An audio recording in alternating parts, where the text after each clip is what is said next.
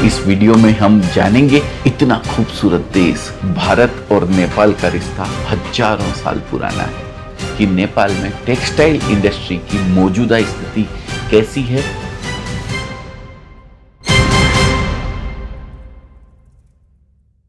जब मैं छोटा बच्चा था बड़ी शरारत करता था, मेरी चोरी पकड़ी जाती। मैं ऐसा बिल्कुल नहीं बोलूँगा, लेकिन ये ज़रूर बोलूँगा कि जब मैं छोटा था तब एक बार क्लास में हमारे टीचर ने पूछा, बताइए नेपाल में कभी स्वतंत्रता दिवस क्यों नहीं मनाया जाता है। हम सब सोचने लगे पर कोई भी जवाब नहीं दे पाया। तब हमारे टीचर ने कहा, क्योंकि नेपाल वो महान राष्ट्र है जिस पर कभी कोई भी देश आज तक शासन नहीं कर पाया है, मतलब कब्जा नहीं कर पाया है। यानी वह देश कभी स्वतंत्र ही नहीं बना तो स्वतंत्र कैसे होता। इसलिए नेपाल कभी स्वतंत्रता दिवस नहीं मनाता है। मैं अजय अजमेरा, अजमेरा फैशन से इस वीडियो को देख रहे मेरे सभी भारतीय और नेपाली भाई बहनों को सादर प्रणाम। आज मैं आपसे हिमालय की गोद में बसे भगवान बुद्ध के जन्म स्थल, दुनिया के एकमात्र हिंदू राष्ट्र और बेहद दर्शनीय देश नेपाल के बारे में बात करूंगा। दोस्तों, नेपाल को सीलिंग ऑफ द वर्ल्ड कहकर पुकारा जाता है क्योंकि यह वह देश है जहां माउंट एवरेस्ट और कंचनजंगा जैसे दुनिया के सबसे ऊंचे महान पर्वत गर्व से सीना तान कर खड़े हैं। इस वीडियो में हम जानेंगे कि नेपाल में टेक्सटाइल इंडस्ट्री की मौजूदा स्थिति कैसी है और किस प्रकार एक आम नेपाली नागरिक कपड़ों के बिजनेस में जबरदस्त मुनाफा कमा सकता है। लेकिन सबसे पहले मैं चंद बातें भारत और नेपाल के मजबूत ऐतिहासिक रिश्तों पर करना चाहूँगा। लगभग 25 साल पहले मुझे काठमांडू जाने का एक मौका मिला था। It was one of the best trip. इतना खूबसूरत देश, इतने सरल लोग, वो पशुपतिनाथ का मंदिर। सचमुच भारत और नेपाल का रिश्ता हजारों साल पुराना है। हम सदियों से एक दूसरे के सुख दुख के साथ ही रहे हैं। परंपरा से लेकर पोशाक तक और भोजन से लेकर भजन तक भारत नेपाल में बहुत कुछ एक जैसा है। भारत और नेपाल की घनिष्ठता का अंदाजा इस बात से भी लगाया जा सकता है कि दोनों देशों के बीच रिश्ते को रोटी बेटी का रिश्ता कहा जाता है। दोस्तों, दोनों देशों के नागरिक बिना पासपोर्ट के नेपाल से भारत और भारत से नेपाल आ जा सकते हैं। यही नहीं, इंडियन आर्मी की गोरखा रेजिमेंट में बड़ी संख्या में नेपाल के नागरिकों को भर्ती किया जाता है। अर्थव्यवस्था की बात करें तो मौजूदा समय में नेपाल की जीडीपी लगभग $40 बिलियन है और इसमें सबसे बड़ा कंट्रीब्यूशन टूरिज्म सेक्टर का रहता है क्योंकि दुनिया भर से लाखों टूरिस्ट इस दर्शनीय देश को देखने और एडवेंचरस स्पोर्ट्स का लुत्फ उठाने आते हैं। इसमें भी सबसे ज़्यादा सैलानी भारत से ही आते हैं। भारत नेपाल के व्यापारिक रिश्ते भी बहुत मजबूत हैं। भारत नेपाल का सबसे बड़ा ट्रेड पार्टनर और विदेशी निवेश का सबसे बड़ा स्रोत है।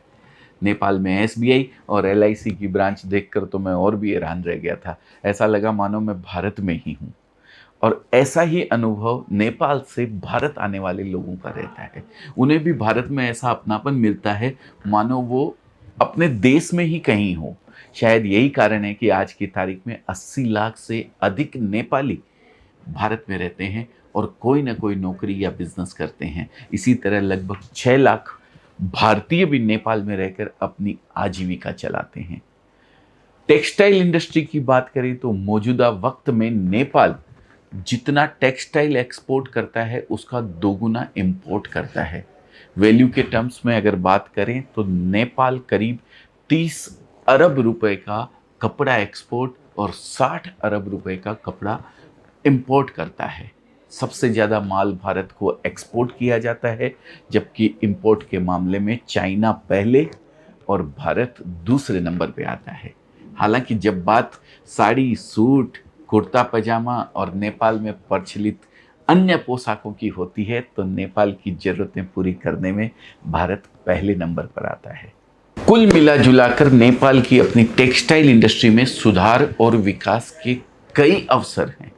लंबे समय से यहाँ के कपड़ा व्यापारी टैक्स वेवर्स, मैन्युफैक्चरिंग को प्रोत्साहन और सब्सिडी इनोवेशन में सहयोग और टेक्नोलॉजी अपग्रेड जैसी कई डिमांड करते आ रहे हैं। जाहिर है इन डिमांड्स को पूरा होने में अभी काफ़ी समय लगेगा, पर इस दौरान भी जो कपड़ा व्यापारी आगे बढ़ना चाहते हैं वो कोई ना कोई रास्ता जरूर निकाल लेते हैं, और ऐसा ही एक सरल और मुनाफे वाला रास्ता है भारत के सबसे बड़े और सबसे सस्ते कपड़ा बाजार सूरत से माल उठाना और उसे अपने ग्राहकों को बेचना। और जब मैं ग्राहकों की बात करता हूं तो मेरा मतलब सिर्फ नेपाल के लोगों से ही नहीं बल्कि भारत और पूरी दुनिया से भी है। दोस्तों, बताना चाहूँगा कि लगभग 2 महीने पहले काठमांडू से आए श्री प्रेम कुमार तरंग जी से मेरी मुलाकात हुई थी। शायद आपको जानकर आश्चर्य होगा कि नेपाल के बहुत से कपड़े व्यापारी गुजरात राज्य के सबसे बड़े व्यापारिक केंद्रों में से एक सूरत में हमारे प्रतिष्ठान अजमेरा फैशन आकर लाखों का माल ले जाते हैं और उसे नेपाल से दूसरे देशों में एक्सपोर्ट भी करते हैं। और सबसे बड़े आश्चर्य की बात यह है कि उन दूसरे देशों में भारत भी शामिल है।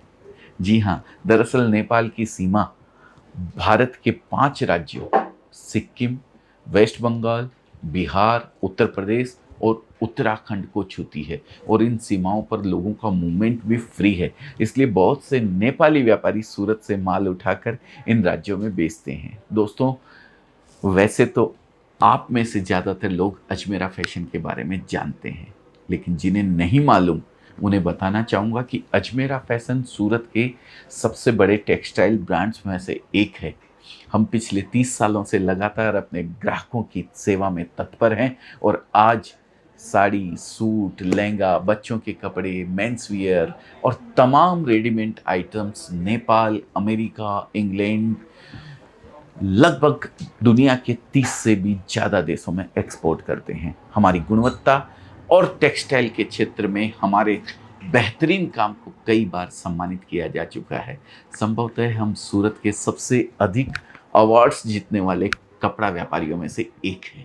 अजमेरा फैशन की सबसे खास बात है कि हम सूरत के सबसे पहले मैन्युफैक्चरर हैं जिसने फैक्ट्री रेट पर रिटेलर्स को माल देना स्टार्ट किया है। यानी चाहे कोई बड़ा होलसेलर हमसे 5 करोड़ का कपड़ा माल ले या कोई सम्मानित रिटेलर 50,000 रुपए का माल खरीदे, एक ही रेट पर हम उनको कपड़ा प्रोवाइड करवाते हैं। डायरेक्ट हमसे माल लेने वाले कपड़ा व्यापारियों को किसी ट्रेडर या होलसेलर को कोई मार्जिन नहीं देना पड़ता है, और वो बड़े आराम से हमसे ली हुई 100 रुपए की साड़ी या किसी अन्य प्रोडक्ट पर अच्छा खासा मुनाफा कमा पाते हैं। यही कारण है कि आज 1 लाख से ज़्यादा कपड़ा व्यापारी अजमेरा फैशन के साथ जुड़कर कपड़ों का बिजनेस कर रहे हैं, जिसमें से बहुत से व्यापारी काठमांडू, भरतपुर, पोखरा जैसे शहरों से आते हैं। दोस्तों, अजमेरा फैशन से जुड़ना बहुत इजी है। भारत में एंटर करने के बाद आप ट्रेन से सूरत पहुंच सकते हैं, या आप चाहें तो फ्लाइट के माध्यम से दिल्ली या मुंबई आकर भी बाकी की जर्नी कनेक्टिंग फ्लाइट या ट्रेन या बाई रोड कर सकते हैं। वैसे तो हम सभी व्यापारी भाइयों से यही अनुरोध करते हैं कि पहली बार माल लेने के लिए वे सूरत विजिट जरूर करें, लेकिन यदि कोई यात्रा करने की स्थिति में नहीं है तो वो हमें स्क्रीन पर दिख रहे नंबर्स पर कॉल कर सकता है। हमारी 100 से अधिक लोगों की टीम आपको गाइड करेगी और पूरा सहयोग प्रदान करने के लिए तैयार हैं। हम व्हाट्सएप पर आपको अपना कैटलॉग भेजते हैं और आपके द्वारा पसंद किया गया प्रोडक्ट पार्सल द्वारा आपके बताए गए पते पर सुरक्षित पहुंचा देते हैं। दोस्तों, अंत में मैं यही कहना चाहूँगा कि कोरोना काल के बाद एक बार फिर से नेपाल और अन्य देशों की इकोनॉमी तेजी से ग्रो हो रही है। पर कैपिटा इनकम में सुधार आने से लोग पहले की अपेक्षा कपड़ों पर अधिक खर्चा कर रहे हैं, जिसकी और भी संभावना बढ़ने की है। दोस्तों, ऐसे में यदि आप टेक्सटाइल बिजनेस में हैं या कपड़ों का बिजनेस शुरू करने का सोच रहे हैं तो ये एक सही समय है इस बिजनेस को आगे बढ़ाने या शुरू करने का। मुझे पूरी उम्मीद है कि हम दो पुराने पड़ोसी मुल्क भारत और नेपाल आपस में मिलकर बहुत अच्छा बिजनेस कर सकते हैं और एक साथ ग्रो होकर बड़ी सफलता हासिल कर सकते हैं। दोस्तों, अगर मेरी बात आपको अच्छी लगी हो तो इस वीडियो को लाइक ज़रूर कर दीजिएगा और इसे ऐसे लोगों के साथ शेयर करना मत भूलिएगा जो नेपाल में रहते हुए भारत से माल मंगाकर कपड़ों के बिजनेस में बड़ी सफलता हासिल करना चाहते हैं। इन्हीं शब्दों के साथ निवेदन है कि ऐसे ही और वीडियोस देखने के लिए कृपया अजमेरा फैशन के चैनल को जरूर सब्सक्राइब कर दीजिए और नए वीडियोस सबसे पहले आप लोगों तक पहुंचे इसके लिए बेल आइकन जरूर टैप कर दीजिएगा।